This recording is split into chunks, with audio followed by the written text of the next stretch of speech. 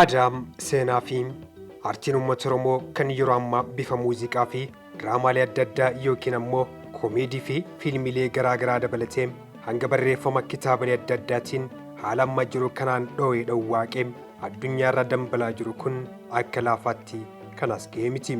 Hayyootaa fi gameeyyii jajjaboo buleeyyii Oromoo meeqatu lubbuu isaatti wareege. Bara haalli faallaa sanitti aarsaa hamaa lubbuutti kaffalanii warri sadarkaarraatiin gahan tokkoof lama miti. Kun nam jabaadha.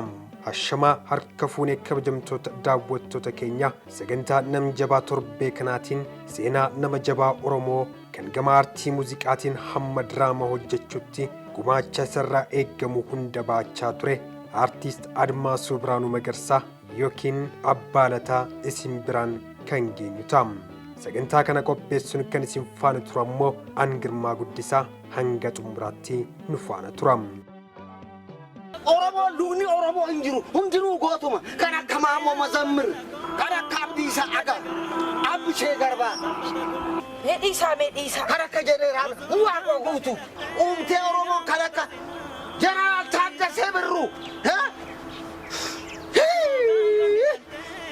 jarrillee yeroodhaan du'ani boolla jaraatti daadhii haguutu anatu dhaabbiidhaan du'e malee.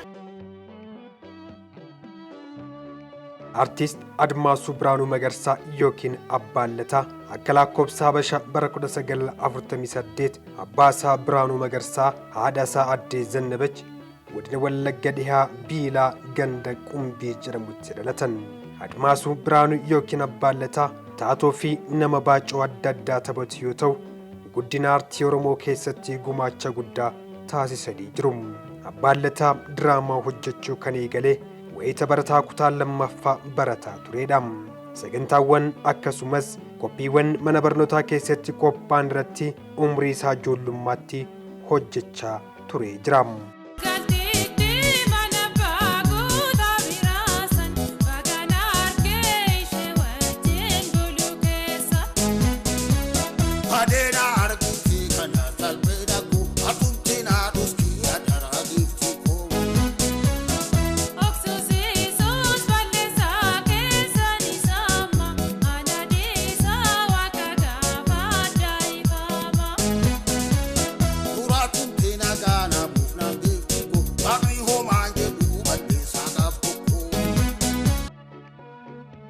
Artiist Abbaan Lataa kennaa obbo Biraanuu fi Addee Zannabech qofa osoo hin taane kennaa milkiin Rabbiin uummata Oromoof gumaacha taasisedha. Hojii isaa kan afaan Oromootiin haa beekamu malee hojiiwwan Amaariffaan hojjetes hedduu akka qabus durduubeen seenaa isaanii ni ibsa. Admaasuun yeroo ijoollummaa isaa magaalaa Asoosaatti galuun bakka Kumruuk jedhamutti abbaa isaa kan daldalaa ture biratti guddate. Yeroo gabaabaaf magaalaa Jimmaa Adaadaa Sabira jiraachaas ture jira. Yeroo umriin isaa 13 gahu ammoo gara handhuura dachee Oromiyaatti Finfinneetti godaane. Admaasuun barnoota isaa Adaadaa Sabira gara Jimmaa deemee achitti baratee jira. Barnoota isaa sadarkaa lammaffaa ammoo magaalaa Finfinnee Addis Katamaatti hanga kutaa 7tti erga baratee booda hojii aartiitti fufuu barnoota dileesaa addaan kute. Boodarra garuu guyyaa hojjechaa galgala barachuun barnoota sadarkaa lammaffaa itti fufuun xumure. Admaasuun hojii aartii walakkeessa 1970moota keessa mana tiyaatira bulchiinsa magaalaa Finfinnee keessatti akka weellisuuf qacaramee hojii isaa tokko jechuun eegale. Ani amma kan an barbaadu maal seeti bara ijoollummaa kootii yeroo dargaggummaa kootii sana baay'ee dadhabeera baay'ee naagamtee hojjedhee bahee bu'ee jedhee sitti guyyaan dadhabaa oolee qumxaadhaan bulee jiru. Guyyaan dadhabaa oolee otoo ofirraa hin baasin kan ittiin hojjetaa oolee tuuttaadhaan bulee jiru. Dadhabbiidhaan. Dadhabbii sun immoo amma darbee galanni waaqayyoon haa ta'u hundinuu darbee amma bashannanuun barbaada. Kan akka keetii wajjin. Boodarra meeshaa muuziqaa tiraampheetii jedhamu baratee meeshaa muuziqaa sana taphachuudhaan akkasumas sagalee isaatiin weellisuudhaan ragada aadaa Oromoo ragaduudhaan hojjetaa ture jira. Kana malees sirbaa fi walaloo adda addaa ni barreessaa ture. Walleewwan jaalatamoonni mana tiyaatiraa bulchiinsa magaalaa Finfinneetti weellisee keessaa yaa turungoo fi biqiltuun ganamaa isaan yaadatamanidha. Ija muka keessa yaami amango akkam fayyaa jirta shakkee koo turungoo si yaadee bareedduu keessattuu keedum yaadee bareedduu keessattuu keedungoo.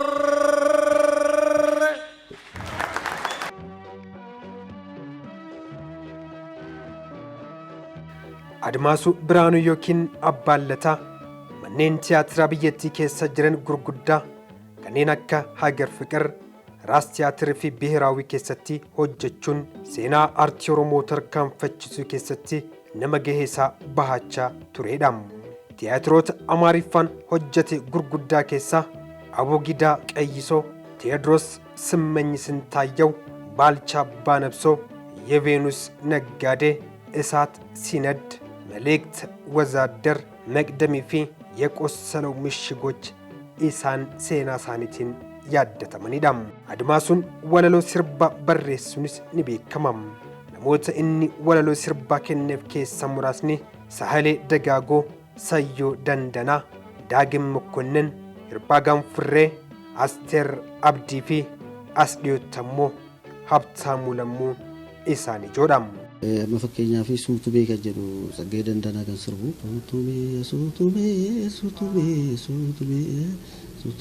suutumee maan alaaltanuu dhumee kan jedhu sun Hirphaa Gaanfuree dhaan irraanfadhe malee sirbii 8 kan kooti. Yeedalloolleen hojjedha. Hundumaa yeedalloon hojjedha. Jira bucaan tokkos immoo Habtaamuu kan jedhamu Kanaadaa jira, isaafis akkasuma sirboota lamman tokko kanneen. Habtaamuu lamuu. Kan akka Baqqalachi kan Ameerikaanii deemte kan ishiisis kan magaalaa Galaatiyaa shaggaa sumarawee ani fati biyyumaa bishaan keenyas tokkuma kan jedhu baay'een kana jedhee dubbachuu hin danda'u. Boodammoo diraamaalee Oromoo adda addaa beekamotaan keessumaa kan jalqaba 1990moota keessaa baay'ee jaallatamaa ture qophii dangaa irratti achi immoo diraamaalee baacoo akka qaanqee diraamaa dhiyeenya agarsiifamaa ture kan dheebuu jedhu keessatti qooda gurguddaa fudhachuudhaan daawwattoota biratti nama jaallatama guddaa qabu turan Abbaan Lataa. Abbaan Lataa hojii aartii isaatiin uummata Oromoo bira darbee uummata biraa birattis jaallatamummaa guddaa horatee jira. Fiilmiiwwan diraamaawwan qoosaa of keessatti hammate yeroo yerootti karaa DVD gabaatti baasuun jaallattoota isa biraan gahaa ture jira. Artiist Admaasuu Biraanuu Magarsaa yookiin Abbaan Lataa artistoota kanneen Hawwii Haayiluu fi Olii Naggaa sirboota qoosaa fi baacoon dabaalame taphatan keessaa mata dureen isaa Sugar Daddy inni jedhu dhaloota 1990moota keessatti kan ittiin yaadatamanidha.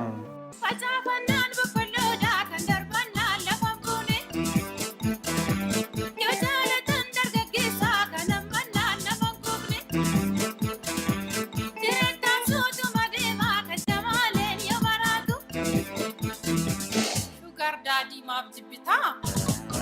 Jaarsaaf xaa'oo irraa waa nyaata. Kottu nyaata.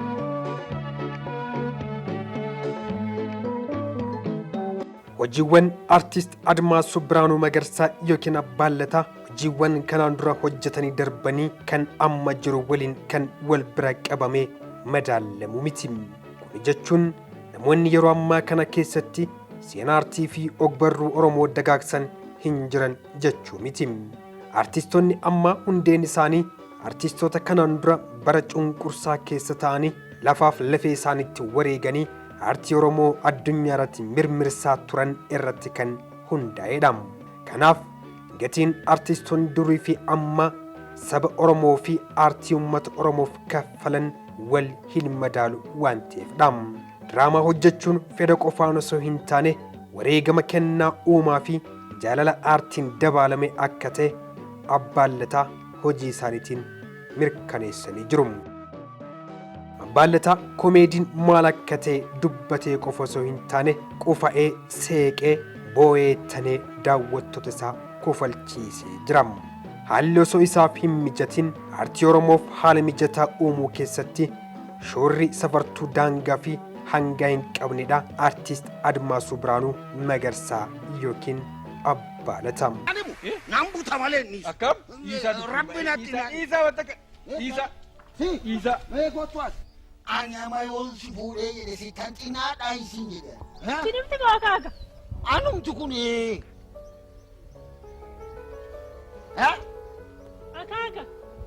akaakaa kan naan jettu kun be'ani gammoojjii keessatti dhaladhee guddadhe. Kanaaf mataan nama olaa'ee aarriin baase malee umriidhaan hamma kanallee nama si caaluu miti ani. Attamitti sittiin heerumuu naan jettaa. Sinimti kaakaa. Akaakaa maal naan jette?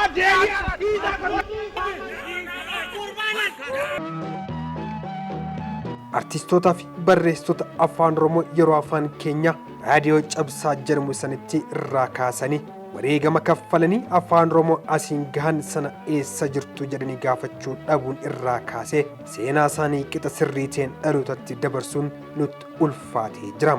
Kun ammoo aartiif ogbarruu keenyaaf kufaatii, aartistii keenyaaf caba, saba keenyaaf ammoo dhukkuba kan ta'edha. Aartist Abbaa Lataa ijoollummaa isaatti amalli inni qabu mataan isaatu diraamaadha jechuun ilmi isaanii amantii Admaasuu turtii FM Finfinnee irra taasiseen ni yaadachiisa. Seenaa isaa keessatti Abbaan Lataa wayita tokko qormaata ministirii qoramuuf wayita qophaa jirutti maqaa isaa akka dagatedha kan himamaa ture. Ministirii fudhannaa ture. Yeroo sana rafeetaan hirribni na fudhate sa'aatiin darbe.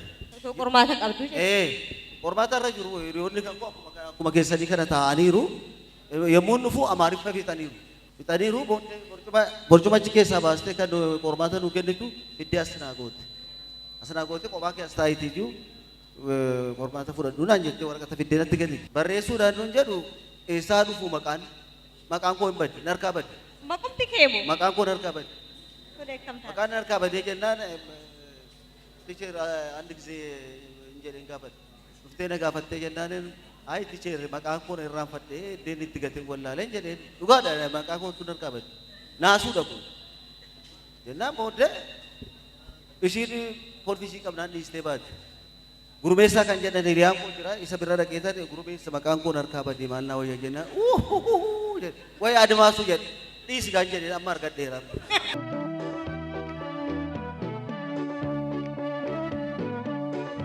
Akka ilmi isaa amantiin jedhutti ijoollee gandaa walitti qabuun faashiniidha jechuun rifeensa irraa haadee ijoollee maatitti himanii adabbii warra isaarraa fudhatee beekaa jechuun himamu. Abbaan Lataa erga mana tiyaatiraa magaalaa Finfinneetti qacaramee booda gara taatoo tiyaatiraa fi diraamaatti karaa salphaateen ittiin fullaane.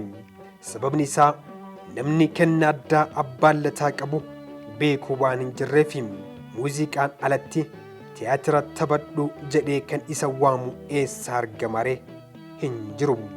Barreessaa fi qopheessaan tiyaatira beekamaa Ayyaalna Muraat jedhamu tiyaatira mata dureen isaa Esaat Sineed Sidanaffaa Laandoo Hazan Laandoo Tasfaa jedhu barreessee agarsiisaaf qopheesse. Yeroo kana iddoo tokko irratti namni taatoo ta'ee haala gaariin taphatu dhabame. Ayyaallenis namoota 3 bakka sana jijjiiree yaalus homaa hin danda'amne ture. Yeroo isa kana argu Admaasuun yookiin Abbaan Lataa akka mala isaa ofitti amanamummaa ijoollummaa isaa keessatti guddate sana kunuunsee waan qabateef har'as akkuma kaleessaa barsiisaa isaan jedhe sana ani bakka kana nan taphadha jedhee Ayyaalleetti hime. Ayyaalleen garuu tolee hin jenne. Gaaffiin Abbaa Lataas fudhatamummaa dhabe. Yeroo kana Admaasuun Fiqaaduu Taklamaariyaam jechuun kan baay'een keenya diraamaa gamanaa irratti beeknu kan yeroo ammaa kana lubbuun hin jirre bira deemuudhaan iskiriptii fuula 6 fi walakkaa fudhatee galgala tokkotti itti qophaa'ee buluun ganama deemee itti agarsiise. Yeroo kana argan raajeeffatanii osoo namni barbaannu nu keessa jiru bakkeetti qacaruuf deemnaa jedhanii tiyaatiraa fi diraamaa hedduu dura buutummaadhaan akka inni hojjetu taasisanii jiru. amma dirsatii kan barreessee jedhee ayyaallee mul'ata maariiffa isaas si danaffaa laanduu hazan laanduu tasfaa kan jedhu amma iddee sana akteerota meeqatu kennamee fi nama sadii kennamee dadhabame hangaruu muuziqanyaa naa kenni jedhee maanajirii keenyaan aareera ofiisaatii namni dhabame kaaddee sana nan hojjedhan jedhee nan hojjedha jennaan ati hin dandeessu naan jedhe attamitti hin dandeenyeen jedhee ወይ ወሎል ፍቃዱ ተክለማርያም ብራን ፍለደ ወሎ ስክሪፕት ሰገረገ ገጽ ጃፊ ወለካ ገልገላ አንተ ጤንጉ ገረማን እንደገ እስኪስ በቀጥ ሮንደ ገጆ ለሜረ ስክሪፕት እንደ ሀርቲ ገረ ስክሪፕት እንጀለ ቆጥ ጀዲ ዋሜ አቄና ገርሲሰ ኩልፋን በቃ ይዋሜ ኢና ገርሲሰ ሰዳቺ በቃ አክቴሪ ለዳቱ አስኬስ ጅሩ እንጂ አላቀጠሩ በርባን ነገር kanaanan siimeesin jechuudha fadi.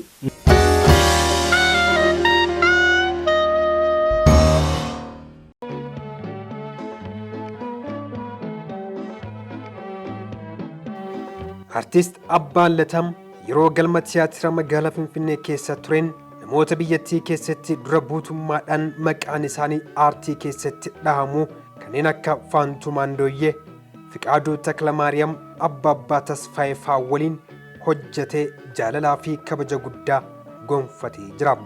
Bara 1984 yeroo afaan Oromoodhaan tamsaasni televiziyoonaa eegalu waayilleen isaa waliin ta'uun tuuta dhangaa tokko jedhanii eegalan. Sana booda kan inni sadarkaa fiilmii fi diraamaa Oromoo ol dabaluudhaan sadarkaa irra jiru kana hiriyoota isaa fi warreen isa waliin ifaajaa turan kan akka Olii Naggaa fi Hawwii Haayiluu waliin ta'uun kan asiin gaariidha.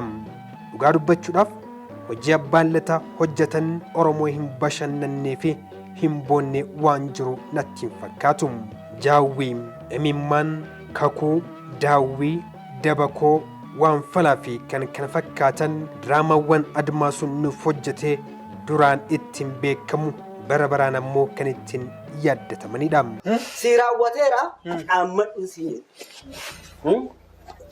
dhageesse amma si raawwa kan kee har'a si dhumeeru. Akka godhu wanti nu dhaammannu nama ajjeese lubbuusaa jannatan galtu. Lubbuusaa kana biddaati. Nama ajjeese. Yoo lubbuudhaan jiraadhe immoo qarshii keessan hojjedheen isinii kaffala. Isin garuu akkuma amma ukaasanii na ajjeefnaan isinis mana hidhaatti galtu. Qe'ee keessan irraa, maatii keessan irraa, haadha manaa keessan, ijoollee keessan. Mateessatti galtu. Mucaa keessaniif haadha manaa keessanii addaan baatu. Namni kan keessaniif kan kootii, mucaan keessan immoo warra gumaa ta'a. Jiraannaan immoo hojjettee isinii kaffala qarshii keessan.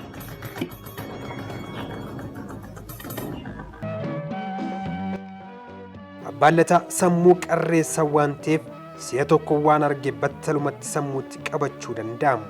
Akkasumas sodaa kan hin qabnee fi ofitti amanamummaa fi sabboonummaa isaa immoo kan namni hunduu ragaa bahuufidha. Hojiidhaan mul'inni waan itti agarsiisuuf Admaasuun yookiin Abbaan Lataa tapha nama danda'uu fi haasaan isaa kan dhagahame hin quufamne yoo ta'u hiriyoota isaa osoo hin taane Oromoon hundi ragaa kan bahanidha. Dabalataan Admaasuun hojii isaaf nama kabaja qabudha. Ani guyyaa dhiyuu hin jaaladhu. Yeroo dhiyuu hojii kiyyarraa adda baheen boru ganama eegaa waan ta'eef jedhee dubbataa ture Abbaan Lataa. Guyyaa hunda hojii aartii qofa irratti dabarsuun fedha waan ta'eef daayireektarootaa fi qopheessitootaaf nama mijataa, warra isa waliin hojjetaniif ammoo hiriyaa, abbaa fi obboleessa gaarii akka ta'e ni dubbatamaaf. Abbaan Lataa ijoolleen isaa afaan Oromoo baratanii afaan aartii guddisuu keessatti illeen sadarkaa abbaa isaanii waliin hojjetan gahanii jiru.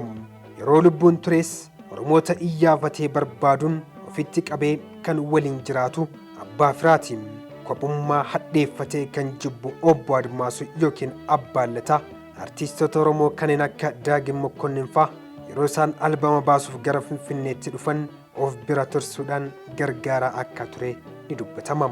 Hojii fi oolmaan isaan namoota ogummaa isaa qaban qofa osoo hin taane Oromoota waliinis hidhata cimaa nama qabanidha. Abbaan Lataa rifeensa sirreeffachuufis ta'e uffata hodhisiifachuuf Oromoota barbaade bakka isaan jiran deemuudhaan isaan bira bitachaa akka ture ni himama. Akka isaan jabaataniif ni gorsa, hiriyaaf maamila isaas ni taasifata. Har'as immoo yeroo nuu afaan uummataa jirru afaan bannee uummataa jirru bakka biraa. Kanaaf wannan xiqqoo tokko isinii yaadee ilaa ishii kana eebba isinii taatu eebba isinii taatu. Maal isa maal ndaba maal ndaba namni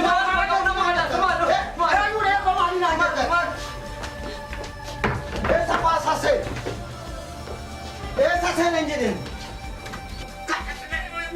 Karamon anjalayi. Wami oji rasa yede. Awami ketis jireni ketis aske sanbay. Pajadai kana. Kana sandu karefa pajadena tikenai kan. Sukaramo jogi desekan. Sanamo hati marakoti. Ulfaji asadi ilma mal fakkat panji asadi garati kabatte. Ilma koti. Kan jaa sadiitti moraa kun.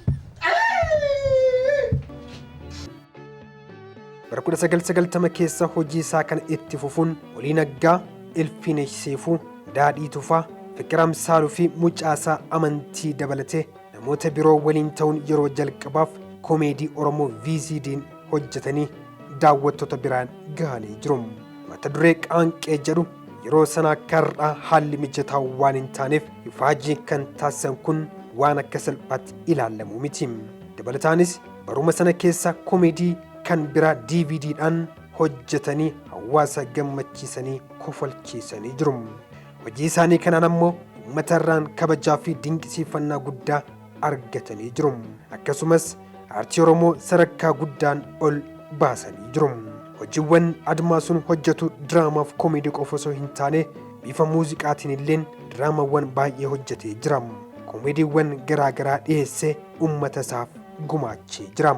Ani akkasi yaalladhe engedda iyyaan yeroo si argu lapheen koo wama tokko ta'e maali agiifti ko ana yaadu dhageessee ani barbaade jennaan sanduuqa meeqa warqii kan guute maali dhufa seeti ati ila mee hundinuu haafu mee ani agiifti kan ko waati barbaade hundumaa ani seeguu taane kanaafu maali sodaadha agiifti kan ila agiifti kan ko kan yaatti kasi fakkaatu bareedduu akkanaa kana anaa yaatu agiifti kan ko ani barbaadnaan makkinaati barbaadde sii bitu danda'an kanaafu maalin abbaa manaa kan kiyoo ta'e jedhe kiniina mataa bomu mataa waa tokko kan hin beekne punyaan isaa qabanii achi buusan waa tokko hin beekne maali abbaa manaa kan kee qottoo jala tokko jala darbiti kanaafu ati maali wanta kana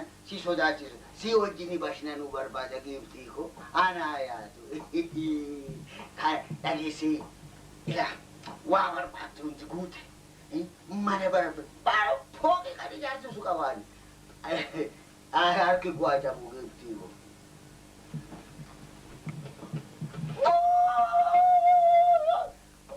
maali gooftaa ko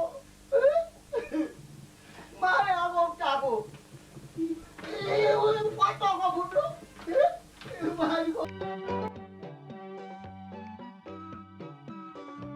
Abbaan Lataa hojiiwwan bashannansiisan hojjechuu danda'us garuu jireenya dhuunfaasaa gammachiisuuf carraa hin arganne. Jireenya fooyyaasaaf maatii isaatiif ta'u didee aartii irraa adda bahuu hin barbaanne. Koomeedii isaatiin yaaddoo keenya dagannee jirra. Yaaddoonni qabu garuu nutis har'aa baruu hin dandeenye. Abbaan Lataa jaalala aartii Oromoof qabu qabsoo irraa eegamu hunda bahachuun jireenya mijataa dhuunfaa fi maatii isaa moggaatti qabee jira. Isa qofa osoo hin taane namoota isa waliin turan hunda wanti isaan keessa darban kanuma. Mana isaanii osoo hin ijaarratin aartii keenyatti mana ijaaran. Ofii siree gaarii irra osoo hin ciisin qalbii fi yaada isaanii ciibsanii lubbuu isaanii dabarsan. Qabeenyi keenya uummata keenya jedhanii uummata abdatan irraa kaffaltii isaanii osoo hin fudhatin addunyaa kanarraa godaanan. Mulugeetaa Baalchaa, Admaasuu Biraanuu yookiin Abbaa Lataa, Caaltuun Faan kan biroonis akkas turan. Warreen amma lubbuudhaan jiran warrootiin bara isaanii aarsaa aartii kanaaf gatii kaffalan har'a gatii isaanii kaffalamuun haafuyyuu eessa jirtu jedhanii kan gaafatu jira laata? Kun gaaffii hundi keenya of gaafachuu qabnudha.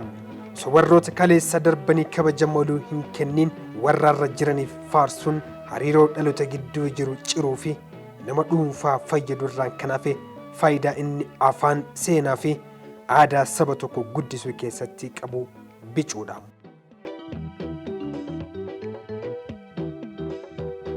Garuu warra kaleessa aarsaa ta'e of cileessee ifa bilbiltuu aartiif ogbarruu Oromoof baasee galateeffachaa dagatamuu hin qabu.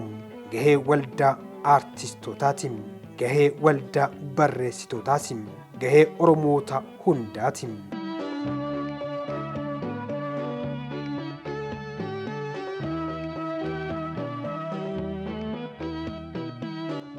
karaa muuziqaa namoota gatii guddaa nuuf kaffalanii har'a garuu kan daganne baay'ee qabna. Karaa artiitiin artiistoonni dagataman danuudha. Karaa ogbarruu barreessan alatti baafamee dagatame baay'eedha. Kanaafuu hunduu yeroo wal bira godaanu walii boowurra jiraatti wal iyyaafachuu wayyaa jenna.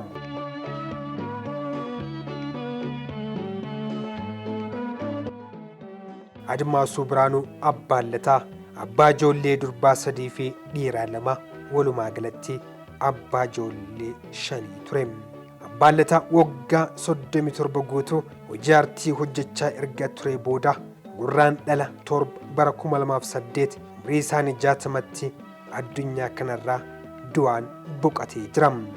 Aartiin Oromoo ko galaana intu qabne ammallee fal'aana shaayitii intu qabne galaana guddaadha. Akkana jedhee intu qabne kamtu barreesse isa kamtu dhiyeesse isa kamtu taphate nuti reefuu akkana jedhaa jirra kunoo dhaloota dhufuufu karaa saalaa kunnooti jedhaa jirra malee karaa sanarra hin buune nuti. Hojiiwwan inni hojjete garuu bararra darbanii waggoota ce'anii jaarraa lakkoobsisanii bara baraan ni jiraatu. Boolla isaanitti daadhiin haa guutu.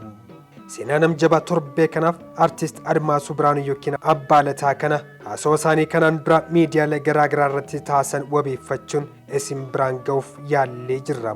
Sagantaa kana qopheessuun kan isin biraan ga'e ammoo Angirmaa Guddisaan ture. Waan nu faana turtaniif horaa bulaam deebanaam.